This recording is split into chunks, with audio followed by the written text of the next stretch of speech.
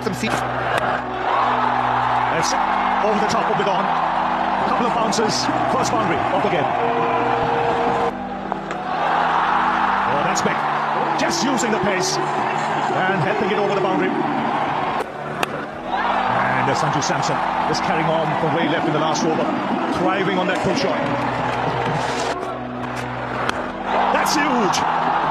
It's way up in the Tendulkar stand.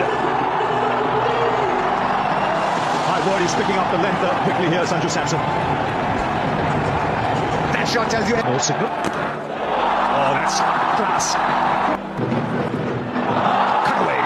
Whipped on offer, and that's smashed through the offside.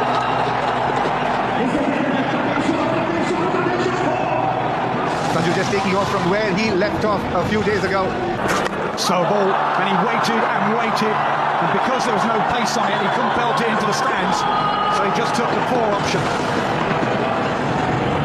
So I think that's been the whole run of the first time he's Samson back in reality.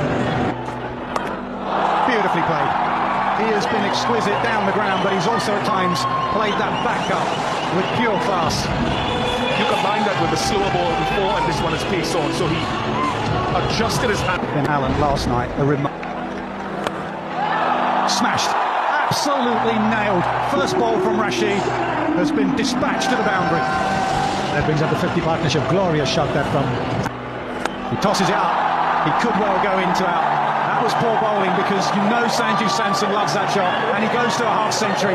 Back-to-back half centuries for Samson. This one in just 26 deliveries.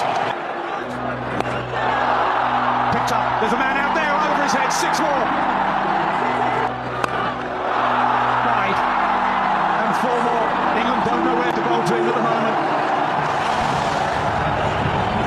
Absolutely outstanding. I thought Karan would try to take him wide and close off one side of the ground, but Samson is very... And he's making them pay.